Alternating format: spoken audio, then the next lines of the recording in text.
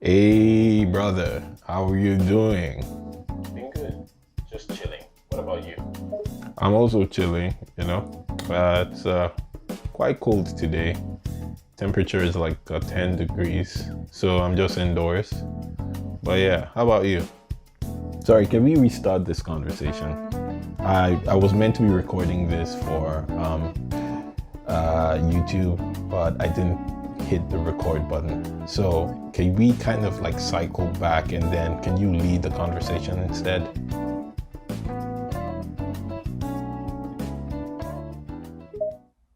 Oh, sure. That's no problem. We can start again from the beginning.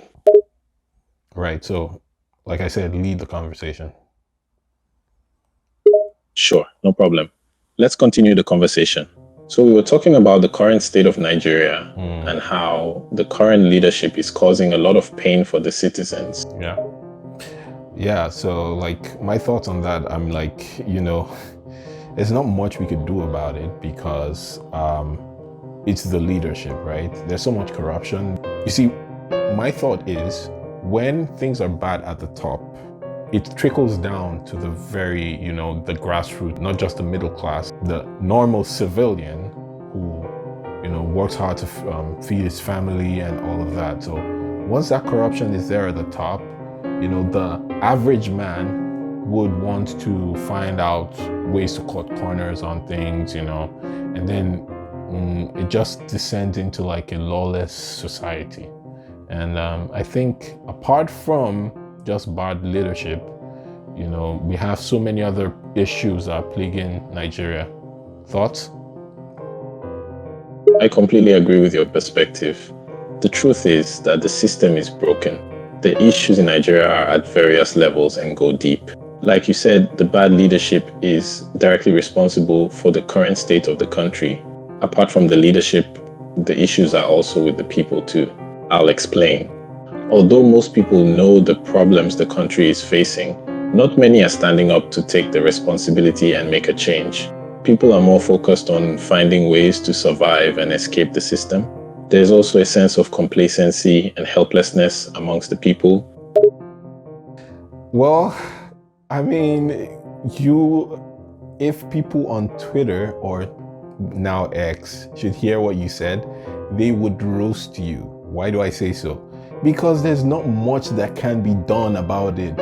The leadership would not allow you. The system has been wired in such a way that it doesn't let us kill the dream, it kills the vision of the people. I'm all for I'm a Christian, I believe in God. I'm all for positivity, believing that even in dire strait, that there could be a light at the end of the tunnel. But with the situation of Nigeria and how things has spiraled down over the years, I don't think that's possible, So when you say the people are complacent, they can't do much, Yes, I understand and I totally agree with you. The leadership has done a very good job at making the people think that there's nothing that can be done. They've completely squashed any hope of there being a positive change in the country. However, it's also the mindset of the people too. There's that sense of helplessness and defeat. Even before we start doing something, we've convinced ourselves that it will not work out. Most people have a very negative mindset and they're not very optimistic as well. It's sad. I will remind you of what happened in October 2020, 20th of October 2020, actually. So the youths, they came out to lead a charge in Nigeria on, there was a current issue going on where you had a bunch of policemen, I don't know if you're aware of this, but a bunch of policemen arrested young folks wrongly. The Nigerian youths came out and complained about this and started a protest to kind of complain about this to the government, right? It was a peaceful protest. There weren't any guns. There was no violence, in quotes. But what happened was a bunch of men in uniform came at night and fired shots at the Nigerian youths, and people lost their lives in that event. And I mean, it's pretty sad because for us to experience this, it shouldn't even get to this point, right? We don't need to like go out to protest for the government to hear us, but then we did, and then that happened. Yes, it is very sad and disturbing. That event happened a few years back, and there's still so much pain and trauma that comes with it. I still remember the incident. You're right, it's not supposed to get to the point where we have to start a peaceful protest for the government to hear us. That's why I said it's a very deep system issue, because it's not something that will just be solved in a day. It's going to take massive change at all levels. So the question I asked is, how do we start this change? How do we start the change? Honestly speaking, I don't know, because even back then, there was so much, driving force, not just in Nigeria, but even outside of Nigeria. Like lots of people, heard about this. Even on international news, it was on international news, right? And then a lot of people thought that that would mark the end of an era and a new beginning, but nothing changed, right? And that was meant to be the action that would get us to like a better place, right? Or the start of something new. So if that failed, what can work, right? Corruption is deep-seated in the country. And yeah, what are your thoughts on that? You're right. People thought things would change after that incident. We had a lot of support from people outside Nigeria as well. We thought things would be different, but to our surprise, we're still going through the same struggles. You asked a good question. What can work? I believe that we need to start having the right conversations. We need to start discussing the real issues in Nigeria and not skirt around the issues. I can't even tell you the number of conversations I've had with people that do not want to talk about these issues. Well, I mean, how do you think this can be solved, right?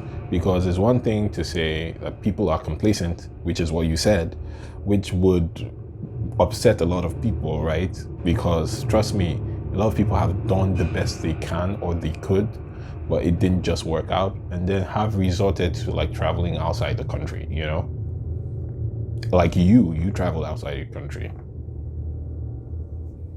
I understand that most people have done the best they can.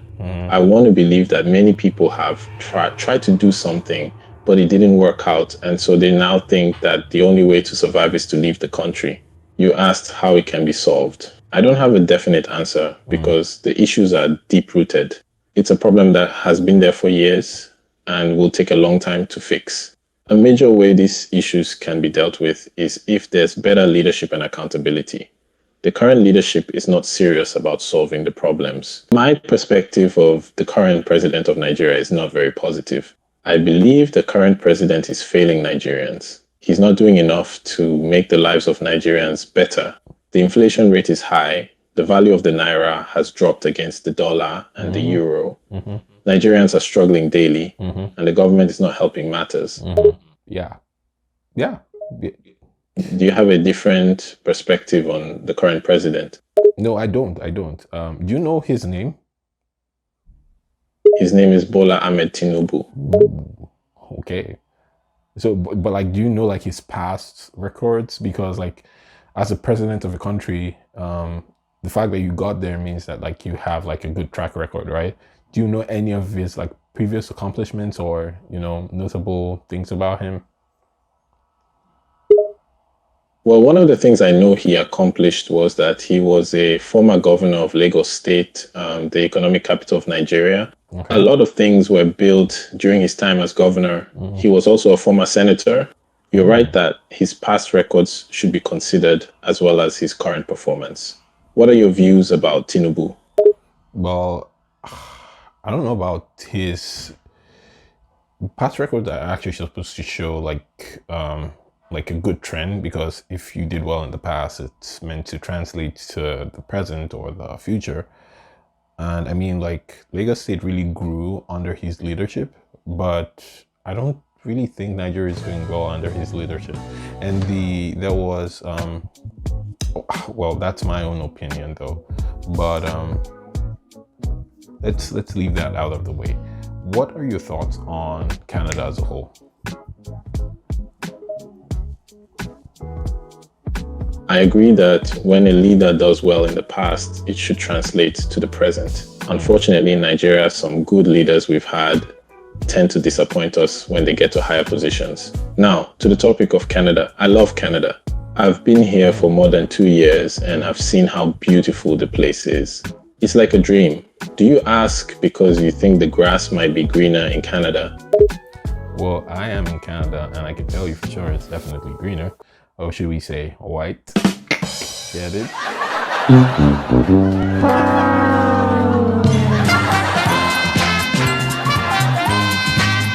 Yes, I got that. The pun was clear. You're correct that it's greener, but I must add this. It's not paradise. There are some challenges as well that Nigerians don't know about. You raised a very valid point. Can you tell us some of the challenges?